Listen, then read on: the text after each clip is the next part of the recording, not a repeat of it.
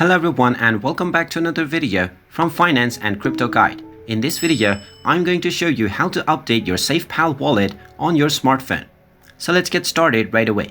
If your SafePal wallet is not working as it is supposed to, then this is probably because you haven't installed the latest updates for the SafePal application.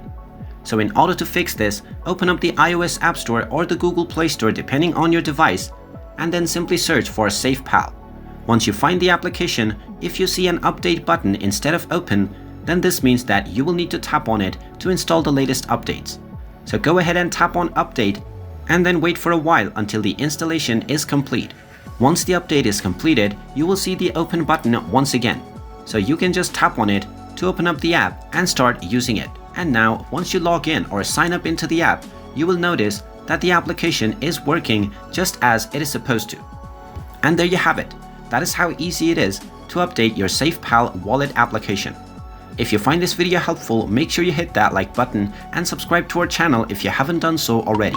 Also ring that notification bell to never miss another update from us. Thank you for watching and I will see you again in the next video.